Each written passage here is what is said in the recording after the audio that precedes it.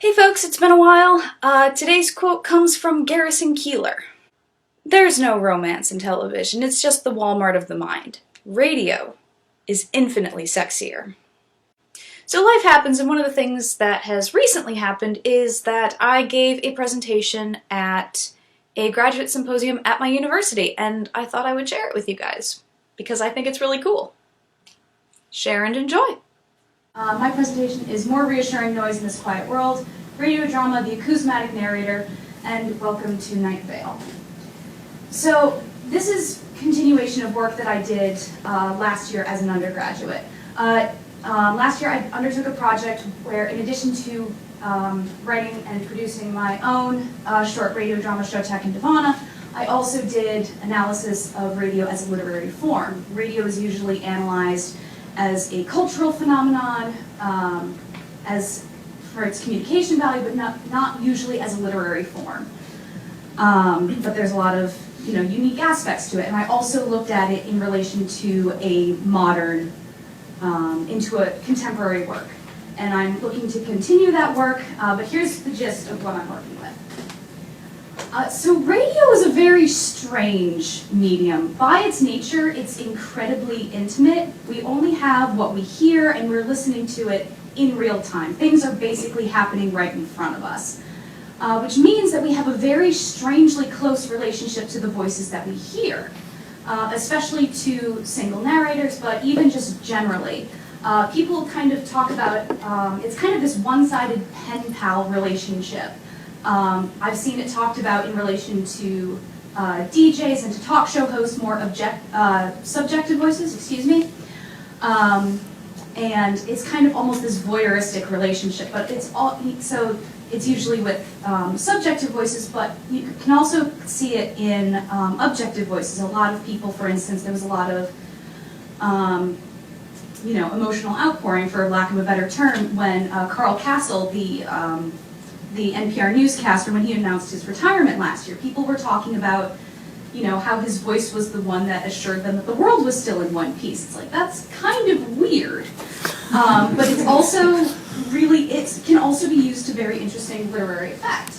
And that phenomenon is kind of generally encapsulated, even in just the title of this New Yorker comic, Who Needs Friends When You've Got Terry Gross? So again, this phenomenon is in radio as a whole, regardless of its genre, but it's also used to great effect in radio drama. And as a particular example, I looked at the contemporary, critically acclaimed podcast, Welcome to Night Vale.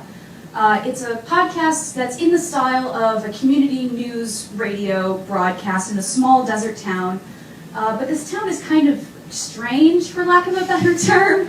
One of the descriptions is that it was, people have described it, combining Stephen King and Neil Gaiman. People have referenced like the Twilight Zone. But to kind of give a general sense, here's a short encapsulation of it. Old woman Josie has not called, but intern Dana said that Josie updated her Facebook page with an Instagram of some rune stones. Dana has been furiously translating these symbols, and her best guess is that they say, they come in twos, you come in twos, you and you, kill your double. There's also a link to this amazing cat that keeps jumping in and out of boxes, and oh my god, that is the cutest thing I have ever seen! Dana, you have got to post that on my wall. Oh my god, he loves those boxes so much! As people say on the internet, that's it. That's the show. So that voice is the main voice that we hear throughout the podcast, the host of Night Vale Community Radio, Cecil. This is Cecil, or various representations of him. Now, because he's our one line into this strange world, we have very little separation between us as the listener and him as the narrator. And that's partly because of radio's natural intimacy, but there's also this other tiny complication. So this is radio host Cecil Palmer. And this is Cecil Baldwin, the actor who lends his voice to the radio host. But we're never given any indication that that radio host Cecil's last name is anything other than Baldwin up until like episode 33, which is well over a year into the podcast's run. So between the name similarity and radio's intimacy, natural intimacy, we have very little separation between us and the narrator, and which means that we have less separation between the events that he's reporting on and us perceiving them. And it's this point of analysis that I've looked at in greater depth, and I'm looking into examining further. But to give an idea, I have two instances of different degrees of separation from the same episode. So the first one is completely separated. It's not happening to Cecil, it's happening somewhere else, and probably at a different time. And now, the news. Have any of our listeners seen the glowing cloud that has been moving in from the west? Well, John Peters, you know, the farmer, he saw it over the western ridge this morning. Said he would have thought it was the setting sun if it wasn't for the time of day. Apparently, the cloud glows in a variety of colors, perhaps changing from observer to observer, although all report a low whistling when it draws near.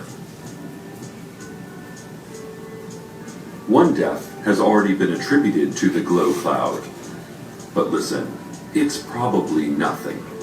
If we had to shut down the town for every mysterious event that at least one death could be attributed to, we'd never have time to do anything, right? That's what the sheriff's secret police are saying, and I agree. Although, I would not go so far as to endorse their suggestion to run directly at the cloud, shrieking and waving your arms, just to see what it does.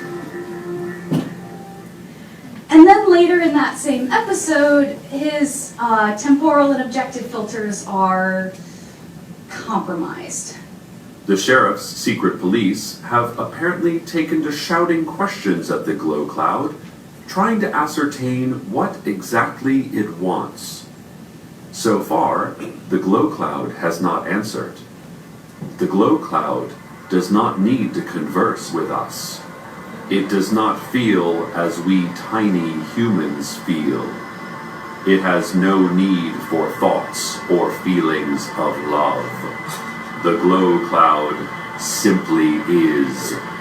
All hail the mighty glow cloud. All hail.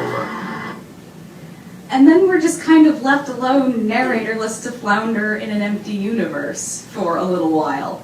And then I'm looking to do some further analysis of moments like that, of narrative flux and other flux with different elements, both of general literary importance, but also moments that are unique and peculiar to radio.